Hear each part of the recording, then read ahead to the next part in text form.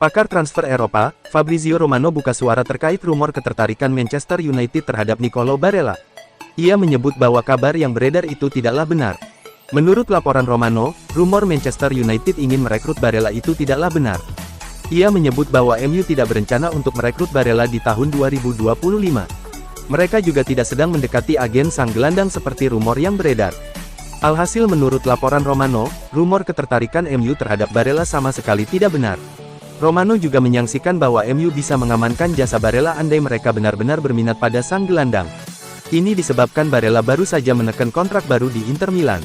Kontrak barunya ini mengikat sang gelandang untuk jangka waktu yang panjang.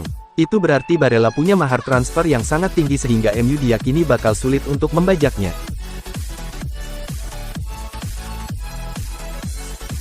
CEO Manchester United, Omar Berrada, mengatakan kepada para stafnya bahwa target mereka adalah memenangkan gelar juara Premier League pada tahun 2028.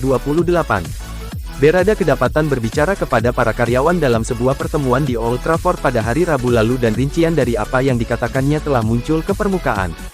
Pria asal Prancis ini menginformasikan kepada para staf tentang proyek 150. Klub ini didirikan sebagai Newton Head pada tahun 1878, sebelum berganti nama menjadi Manchester United pada tahun 1902.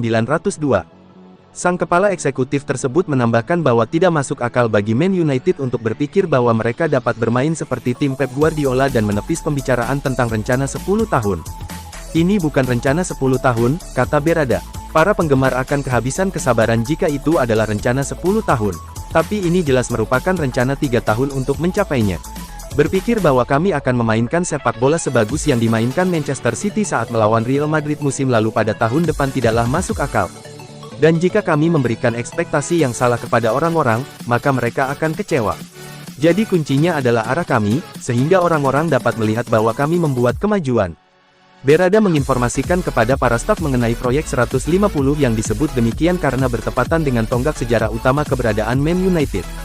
Saya pikir ini adalah peringatan 150 tahun klub pada tahun 2028. Jika jalur kami mengarah ke tempat yang sangat baik dalam jangka waktu tersebut, maka kami akan sangat senang dengan hal itu, sambung Berrada. Karena tidak mudah untuk mengubah Manchester United menjadi tim sepak bola terbaik di dunia. Target utama bagi Manchester United adalah bahwa kami harus bersaing di Premier League dan bermain di Liga Champions. Ini adalah salah satu klub terbesar di dunia.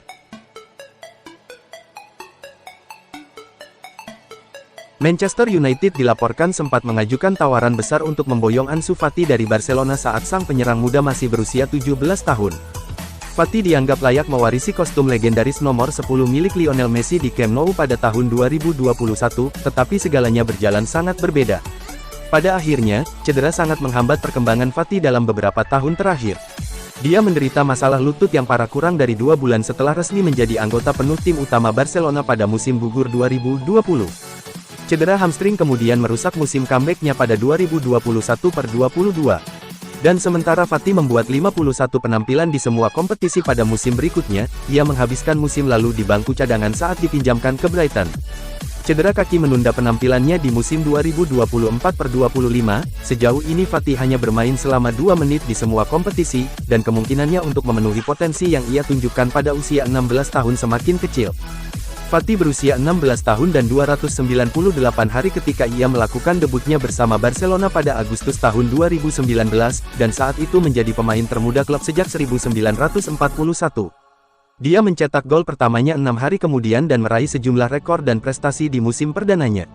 The Athletic ini melaporkan bahwa gebrakan Fati sempat mengundang Man United untuk menawarkan 100 juta euro untuk jasanya pada musim panas 2020.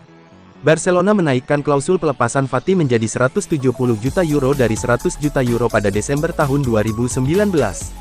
Kemudian naik menjadi 400 juta euro ketika ia secara resmi bergabung dengan tim utama pada tahun 2020 dan sekarang mencapai 1 miliar euro. Sebuah pengakuan dibuat oleh Toni Kroos. Ia mengakui bahwa ia batal pindah ke Manchester United karena sosok Louis van Gaal. Kepada Madrid Extra, Kroos mengakui bahwa ia sebenarnya sudah dekat untuk bergabung dengan Manchester United di tahun 2014 silam. Ia mengakui bahwa sosok David Moyes berhasil meyakinkannya untuk bergabung dengan Setan Merah. Man United memecat David Moyes ketika ia sedang bernegosiasi dengan Bayer untuk mendatangkan saya, ujar Kroos. Kroos kemudian membeberkan mengapa ia tidak melanjutkan proses transfernya ke Manchester United. Ia mengakui bahwa ia tidak sreg dengan Louis van Gaal yang ditunjuk sebagai manajer MU, sehingga ia membatalkan proses negosiasi tersebut. Keputusan Kroos untuk membatalkan kepindahannya ke Manchester United itu terbukti jadi keputusan yang benar.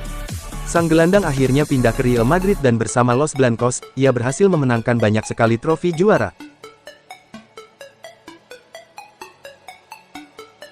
Ole Gunnar Solskjaer mengaku terbuka untuk kembali ke Manchester United sebagai pelatih, dan mengatakan bahwa ia akan langsung mengiyakan jika ada kesempatan. Dan Solskjaer, yang kini bekerja sebagai pengamat teknis untuk UEFA sejak meninggalkan Man United, tidak menutup kemungkinan untuk kembali menjabat sebagai pelatih Setan Merah jika diminta. Sementara itu, pelatih Norwegia, Ståle Solbakken, diperkirakan akan mengundurkan diri pada akhir kampanye Piala Dunia 2026. Solskjaer mengakui bahwa ia juga akan tergoda jika diberi kesempatan untuk memimpin negaranya.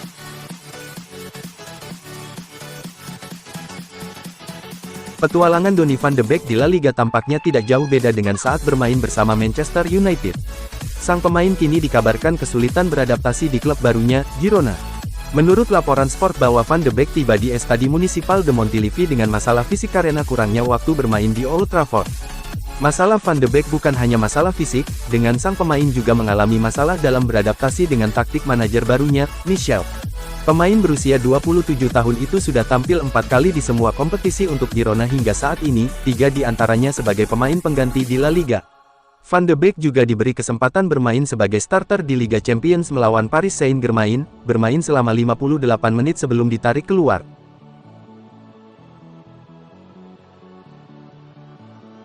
Ada rumor baru datang dari Manchester United. Setan Merah dikabarkan kini berminat untuk merekrut Harry Winks dari Leicester City. Menurut laporan itu, MU ingin merekrut Winks untuk memperkuat lini tengah mereka. Winks dinilai punya kemampuan di atas rata-rata dan ia diyakini bisa memberikan dampak yang bagus untuk Setan Merah. Menurut laporan tersebut, MU bakal gercep untuk mengamankan jasa Winks. Mereka berencana untuk merekrut sang gelandang di awal tahun 2025 nanti. Langkah ini diambil agar Winks bisa beradaptasi lebih lama di skuad Manchester United. Jadi ketika Casemiro dan Eriksen pergi nanti, ia sudah siap untuk menggantikan kedua pemain tersebut di lini tengah Manchester United. Winks sendiri kontraknya di Leicester City sudah mulai menipis. Ia bisa pergi sebagai free agent di tahun 2026 nanti. MU dikabarkan harus keluar uang sekitar 20 juta pounds untuk mendatangkan mantan pemain Tottenham tersebut. Manajer Manchester United, Erik ten Hag tidak resah dengan catatan gol Joshua Zirkzee. Ia menyebut bahwa meski minim mencetak gol, sang penyerang memberikan kontribusi yang bagus bagi Setan Merah. Dalam konferensi persnya, Erik ten Hag mengaku tidak terlalu mempersoalkan minimnya gol yang dibuat Zirkzee. Ia menyebut bahwa sang striker menawarkan hal lain bagi Manchester United dan itu sangat membantu Setan Merah sejauh ini. Menurut ten Hag, Zirkzee juga beberapa kali membuat peluang yang berbahaya bagi Manchester United. Namun memang ia belum mampu mengonversi peluang-peluang itu menjadi gol, sehingga ten Hag berkomitmen untuk membantu sang striker agar ia bisa lebih tajam lagi. Zirkzee sendiri berharap bisa menambah pundi-pundi golnya di akhir pekan ini. Sang striker ingin mencetak gol saat Manchester United menjamu Tottenham di Old Trafford pada pertandingan pekan ke-6 EPL 2024/2025.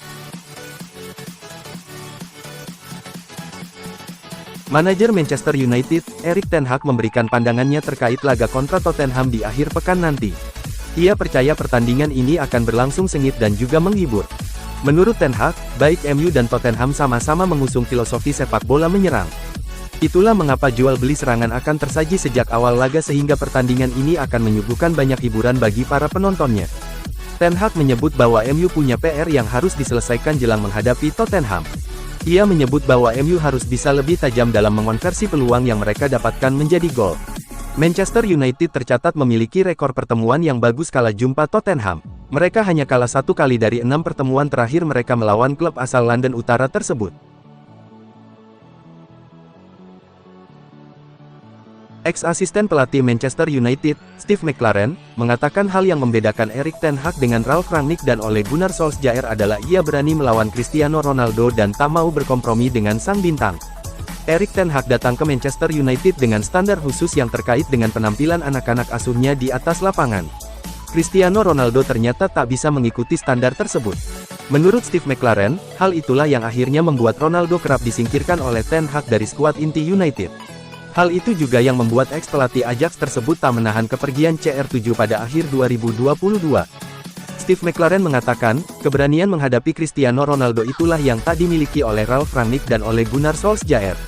Ia menyebut cuma Ten Hag yang ogah mencoba mengubah gaya main Manchester United untuk beradaptasi dengan Ronaldo dibandingkan dengan dua manajer lainnya.